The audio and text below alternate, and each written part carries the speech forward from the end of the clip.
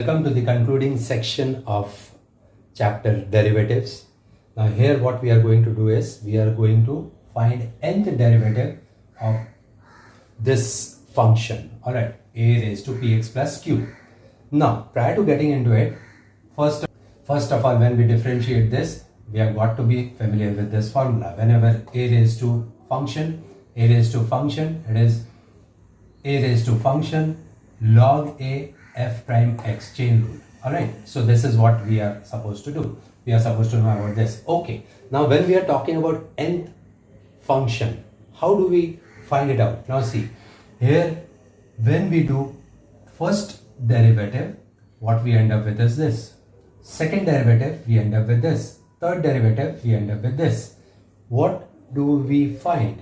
We realize that this is 1, this is 1, this is 1. P raised to 1 log a raised to 1. Similarly, d2y dx square, when we do that is second derivative, we find this are same. Third derivative, this are same. So if I ask you nth derivative, obviously what you would suggest? You would suggest that if this is n, this also has to be n, and this also has to be n. Alright, bearing this in mind, let's proceed and find whether we get it or not. Alright, okay, let's get into it. So we differentiate this. Alright, as per rule, you know, it is afx. So what we would get in the beginning is a px plus q. This is what we get. And then what we get is log a, log of this base. So we get log a and then f prime x, that is d by dx chain rule, right? We are going to take care of px plus q. So it is px plus q. This is what we are going to take care of. Alright, so what we end up with is a log a, and that's what we got, log a. Alright, and this, now in this case we know that this, if we differentiate, q is constant, p is constant, so this becomes 0, d by dx of q is 0, so this would be plus 0, and for this it would be p comes out, so p comes out, so I'll just put it here like this, p comes out and d by dx of x, so that is what, that is, this is 1, so it would be p. So what we end up with is, let me put it in this format, so it is p a and p a here is a raised to px plus q, which I forgot to write. So it is a px plus q, and ultimately it is your log a. Alright, so what did we do? Just let me repeat.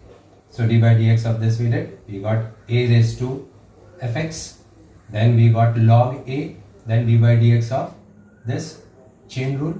So this is here, which I have shifted here to get into this format. I have shifted here, and then log a, log a, log a, and when we differentiate this, q being constant becomes 0, whereas here px, so p comes out, and d by dx of x we do that becomes 1, so that p, this p I have put in here, a px plus q is here, and this is log a, so we got this format. Alright, we got this format.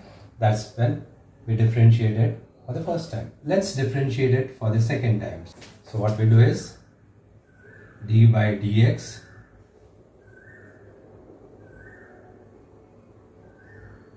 alright, so we differentiate this now.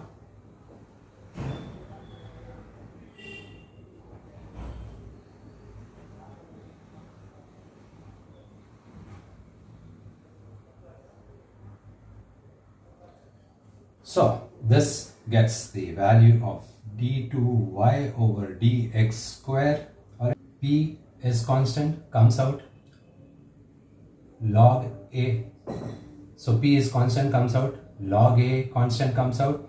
So what we do is we differentiate d by dx a raised to px plus q. Alright, px plus q. So obviously again the same format, it is a raised to x. So So same thing as we got here. So what we end up with is p log a remains as it is. So here again the same thing. Now you just, what we end up is with this. So we end up with p a raised to px plus q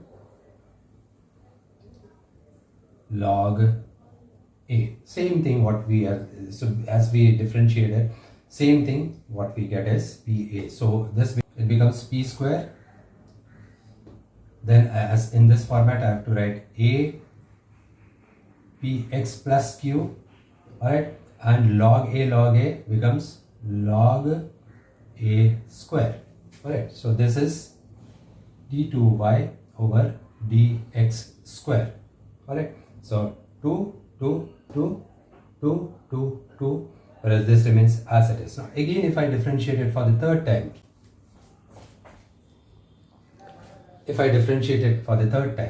this was first, this was second, and this is third. D by dx of d2y over dx square. So this would be, this would remain as it is. Log a square also would remain as it is. What we would do is, this is the variable, so we would d by dx of a raised to px plus q. Right? So this again would give you what? P square plus log, maybe I'll put a bracket here. Alright, okay. Alright, so log a square. Now again, what would happen? It is the same rule that we'll get. So it is, this is what we'll get. So p a raised to px plus q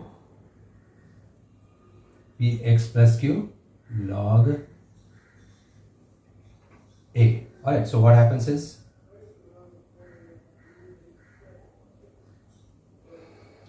so what we end up over here is p square log a square, and now we have differentiated this. So what happens is, what we end up is the same thing that we follow over here, that is p a raised to px plus q log a. So this becomes p gets multiplied, p cube log a gets multiplied, so it becomes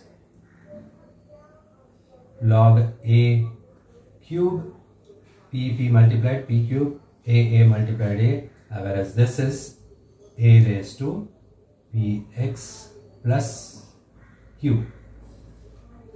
Alright, so then we end up with this p cube a raised to this. I've got to write it here. Okay, let me write it here this way.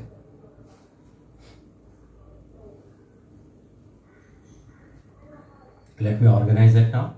So it was p cube and a raised to px plus q remained as it is, and what happened is log a cube. Alright, so this is what we got. So this obviously is d3y over dx cube. Alright, so that's what we got. This is 3, this is 3, this is 3, and this is 3, this is 3. So let me write over here. So our nth derivative, if we take it out, is n dny over dx raised to n would be equal to pna raised to px plus q and log raised to n. Alright, so this would be our final answer. Alright, so it's so easy, right? Just keep on differentiating and we would get a particular pattern. We have got just to see where the power changes with this power. Alright, so we get into it. Easy, right? Okay.